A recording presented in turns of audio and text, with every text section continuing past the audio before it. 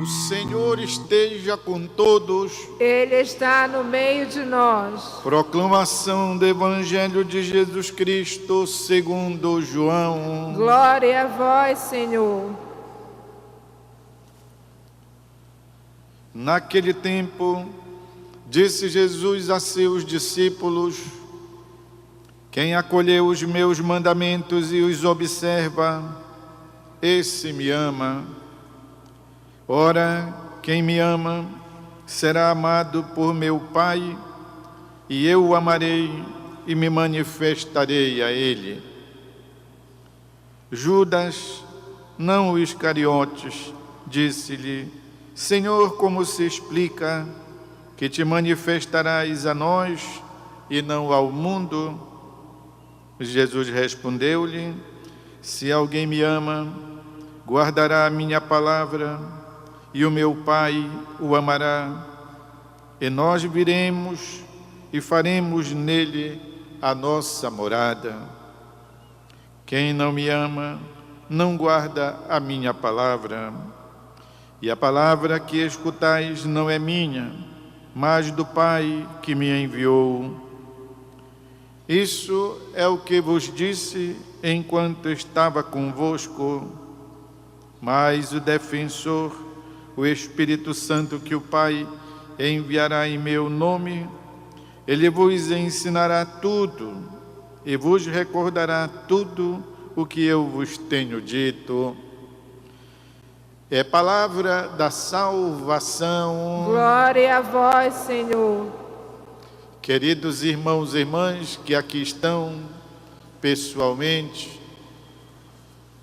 na Basílica Santuário da Virgem Mãe de Nazaré, em Belém, queridos irmãos e irmãs, tantos, não imaginamos quantos estão coligados conosco através da rádio web do Santuário, que se escuta pela internet, irmãos e irmãs que nos acompanham pelo YouTube, pelo Facebook, que nos acompanham pelas retransmissoras da Rede Nazaré de televisão. Tudo é graça de Deus. A estes veículos de comunicação, a Igreja chama de coisas maravilhosas. Desde o Vaticano II, quando ainda estava iniciando a telecomunicação, assim a Igreja disse: dentre as coisas maravilhosas que o mundo conhece, estão os meios de comunicação social, quando nós sabemos usá-los, claro. E em se tratando da obra da evangelização, é mesmo uma coisa maravilhosa. A gente aí, por onde estiver, indo no carro, estando em casa, ou mesmo vendo pelo celular, pelo YouTube, ou mesmo assistindo por isso, longe, lá no Japão, na Itália, Portugal, na Inglaterra, por aí, onde tem um paraense, lá eles assistem a Santa Missa aqui do Santuário pela internet. E eu estou dizendo isso porque eles me falam. Então, que coisa boa podermos participar da celebração, ainda mais feita aqui nesta igreja querida de todos, a casa de nossa mãe. Aliás, a propósito de casa e de morada, é que fala o Santo Evangelho.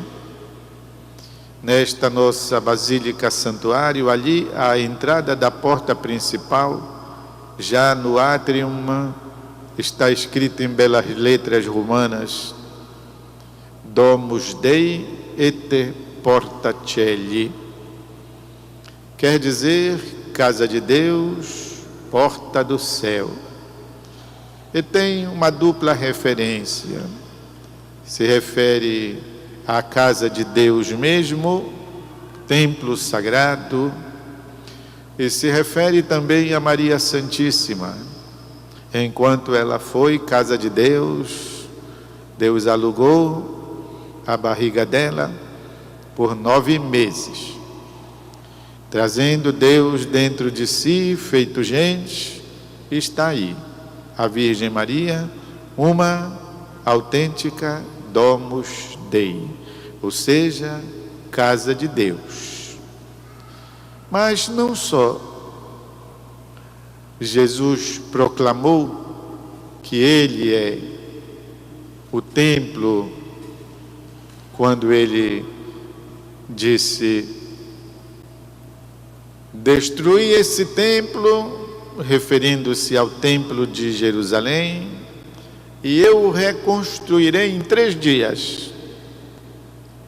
As pessoas disseram: puxa, foram precisos 40 anos para a construção desse templo, o templo de Herodes, assim chamado, porque foi Herodes que patrocinou a construção do templo de Jerusalém. E agora esse jovem nazareno aí, cabeludo, barbudo, bronzeado do sol, porque Jesus andava pregando pelo sol, diz que já vai reconstruí-lo em 3 dias. Onde já? E o evangelista São João faz um comentário e diz: mas ele referia-se ao templo que era o corpo dele. Então o corpo de Jesus é o templo dos templos. Já disse também, o corpo de Maria Santíssima foi templo de Deus, arca da aliança. Arca quer dizer alguma coisa dentro do que se põe. E o corpo de Maria, seu ventre, foi a arca da nova aliança. Porque enquanto na arca da aliança do Antigo Testamento colocavam-se coisas que simbolizavam Deus, a escritura, resto de maná, outras coisas assim, no ventre de Maria vai o próprio Deus humanado, feito homem, encarnado, quer dizer feito de carne. Mas não só isso, a maravilha de Deus é ainda maior quando constituiu-nos templos, constituiu-nos morada do próprio Deus. O apóstolo Paulo lembra isso, de quem não cuida do corpo com respeito. Não sabeis que o vosso corpo é morada do Espírito Santo? Então, queridos, queridas, Jesus está dizendo qual é a condição para nós sermos morada de Deus. É a recepção do santo batismo, e todos nós recebemos o batismo, mas também de guardar a palavra do Pai. E é isso que nós escutamos aqui no trecho do Evangelho. Se alguém me ama, guardará a minha palavra, e o meu Pai o amará, e nós viremos e faremos nele a nossa morada. Pelo contrário, quem não me ama, não guarda a minha palavra. Guardar a palavra de Jesus não significa só escutar, nem tampouco só meditar, mas significa vivenciá-la, vivê-la. A nossa cabeça, ela age de acordo, ou melhor dizendo, o nosso corpo age de acordo com a nossa cabeça. É isso que eu queria dizer. Então, se a palavra de Deus está em nós, se nós a aguardamos, nós agimos de acordo com ela. ela se torna como que a nossa inspiração. É ela que inspira. E não precisa estarmos como que assim preocupados quando ela se introduz em nós, diria quase que não automaticamente, mas espontaneamente, com autenticidade, ela então dita a nossa conduta.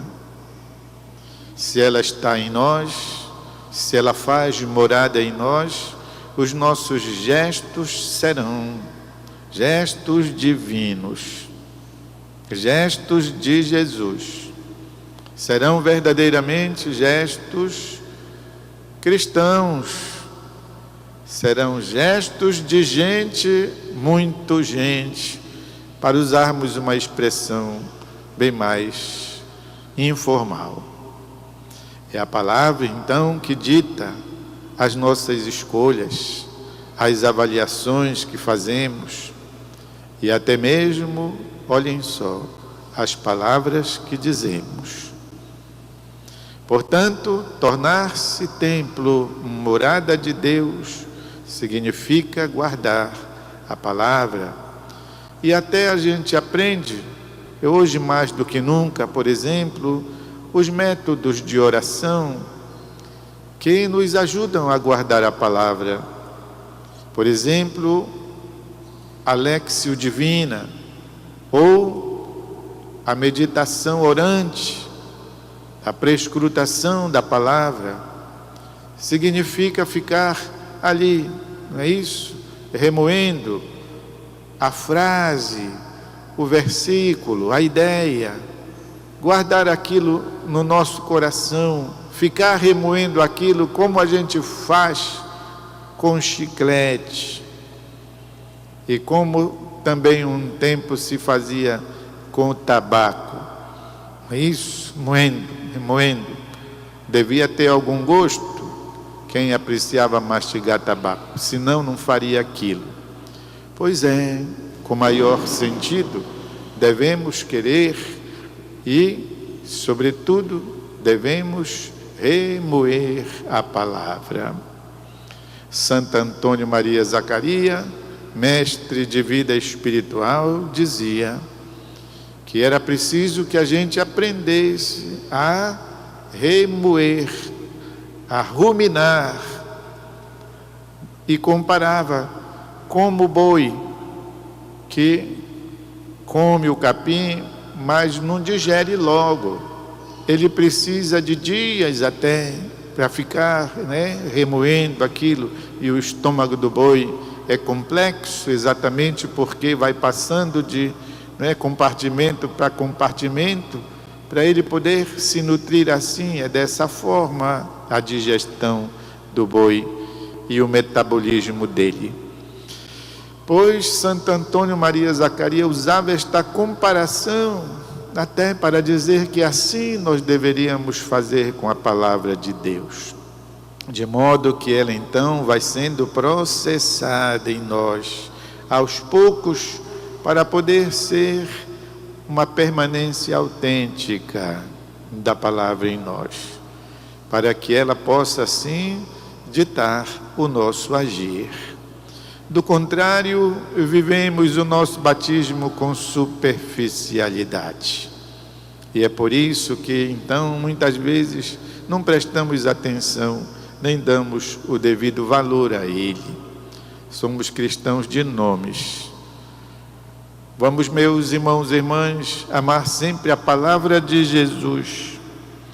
Se alguém me ama, guardará a minha palavra, e o meu Pai o amará, e nós viremos e faremos nele a nossa morada.